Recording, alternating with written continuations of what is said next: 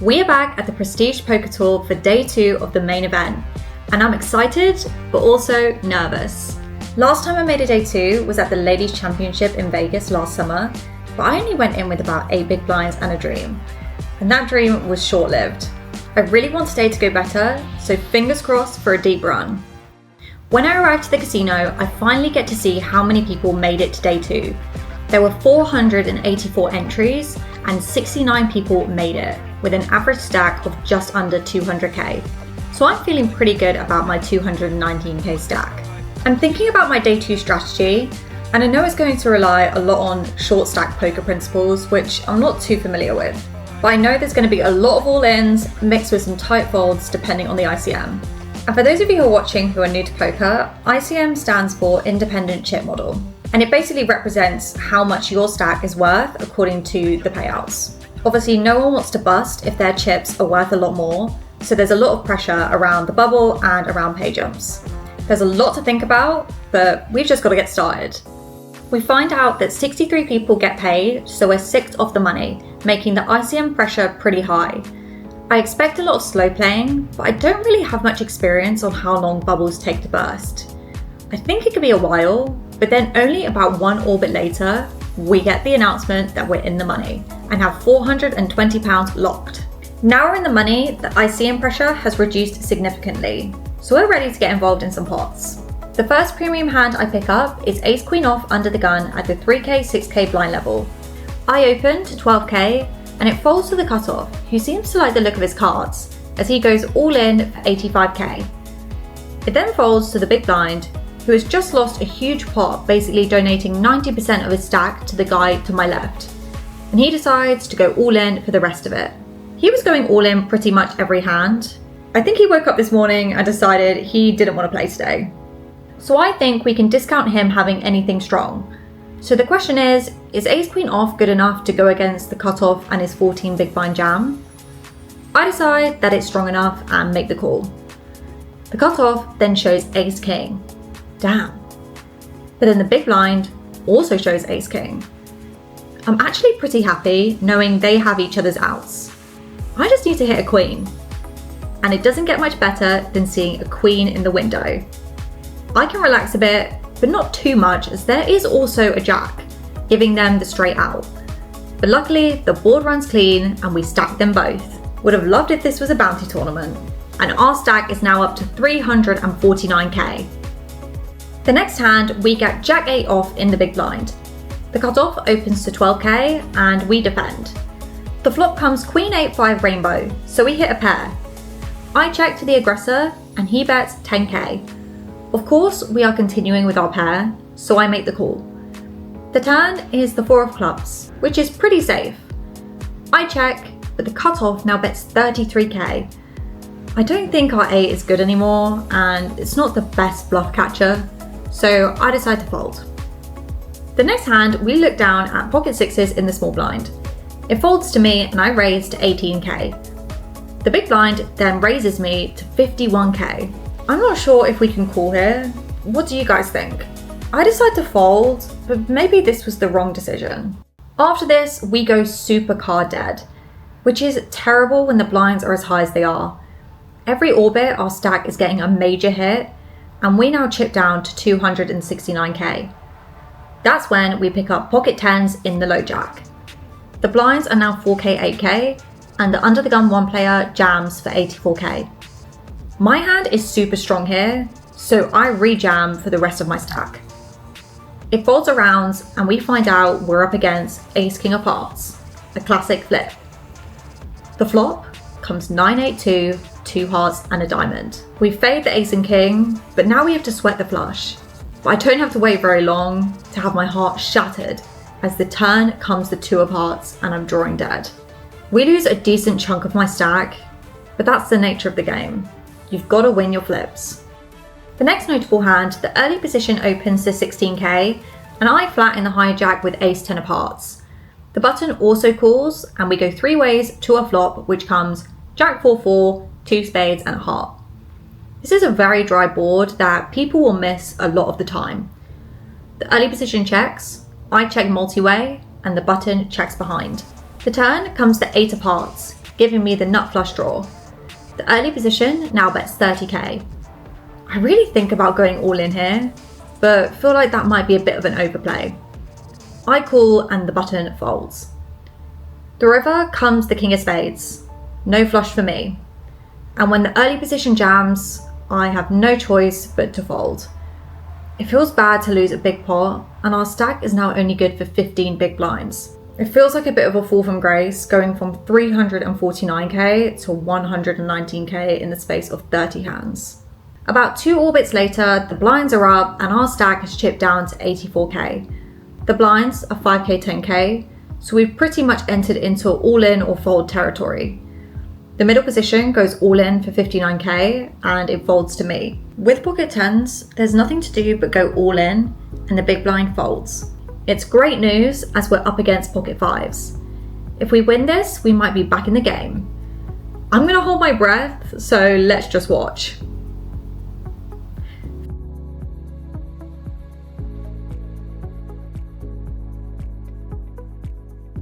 Phew, we win and send a player home, and our stack gets a nice boost to 16 big blinds. 6 hands later, we pick up king queen offsuit under the gun. Now I know this one is going to generate some comments, but I stand by my play. I open to 20k.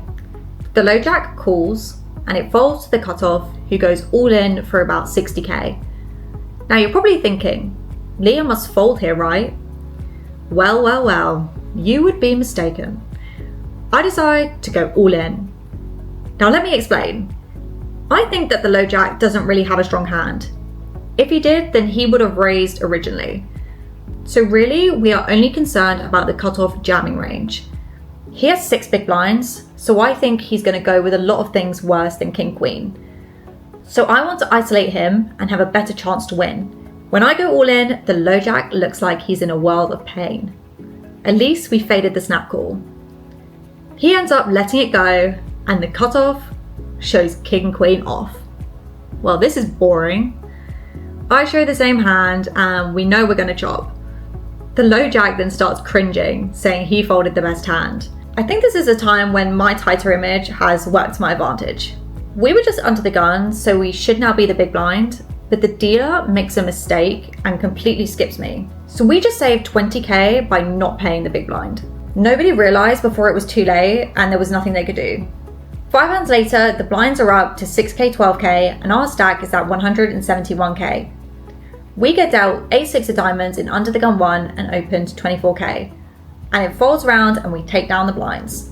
A few hands later, it folds around to me in the small blind, and I look down at ace-8 suited. The big blind has 5 big blinds behind, and it's going to cost him all of it, as I go all in. These are great spots to put pressure on smaller stacks when the pay jumps are on the line. He folds and we add some more chips to our stack.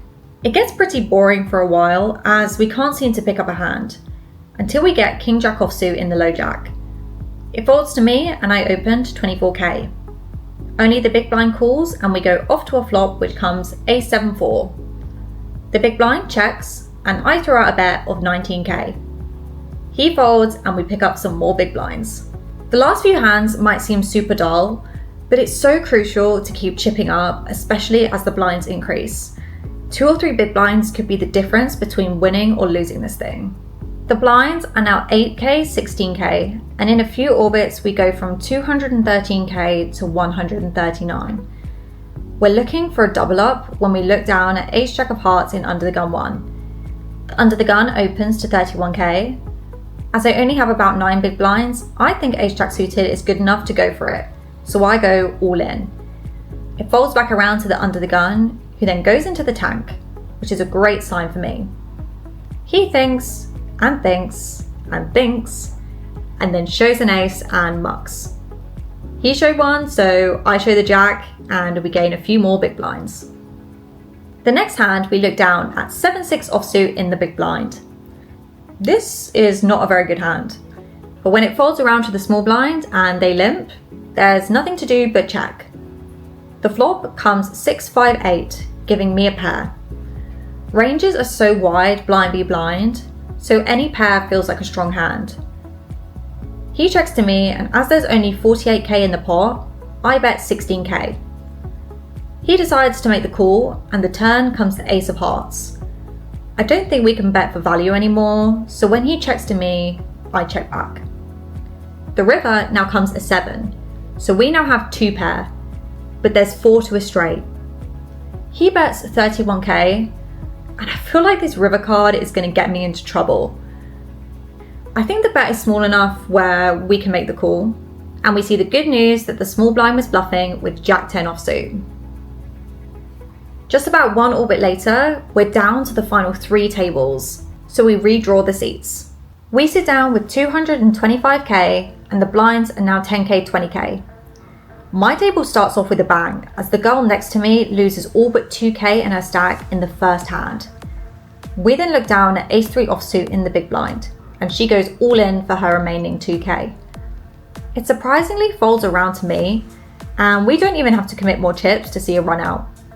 Our ace 3 off is against her 8-6 off. She can't find a pair and she's out, making me the last woman standing. I wish I could say we got hit by the deck and started winning pots, but unfortunately the opposite happens. We go absolutely card dead and chip down to 200k. Then we look down at ace 7 offsuit under the gun. The blinds are now 10k, 25k, so we have about 8 big blinds. I think any ace is going to be good for a shove here, so I go all in. I'm stressing as one by one they start to fold. I think ideally I want to get this through, as not much worse is going to call my jam. Luckily it falls through and we go up to 10.5 big blinds. The next hand we're in the big blind and get a walk, which is amazing. Every little helps. After I pay my small blinds, we go off to break and I have 260k in my stack. There's 21 people left and the current payout is £880. We come back from break and the blinds are now 15k, 30k. And 4 hands in, we're dealt pocket 8s under the gun. A premium hand to have when holding 8 big blinds. I have no choice but to go all in. It starts to fold around until we get to the big blind. He hasn't even looked at his cards yet, but when he does, he snap calls. That can't be good. I show my 8s and we find out we're up against queens. The worst scenario. All we can do is watch the board and pray for a miracle.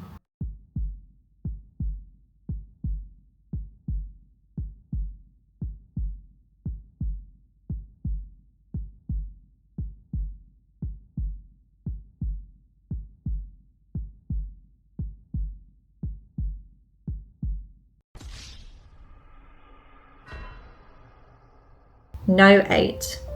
And we bust in 19th for £880. So I just got home from playing the Prestige Poker main event, and I came 19th out of 484 people, which I'm really happy with actually. I cashed for 880. Obviously it's not their 19,000 for first place, but this was the first like proper micro stakes tournament that I've played. Like, I've played very small events before, like daily events, but this was like the first like 2-day main event sort of deal. Apart from the ladies in Vegas, which I keep saying, but I feel like when I played that, I don't know, the ladies events are just very different to playing with men in these sort of like mixed bags. So yeah, I mean, I'm exhausted. It's midnight, but yeah, I'm super happy with coming 19th. And yeah, we'll get them next time. There's not much you can do really. 8s into queens. But shout out to that guy, he was really nice actually. But yeah, it was good. And now I'm gonna go to bed and then hit the cash streets tomorrow. So thank you so much for watching this video if you have made it this far.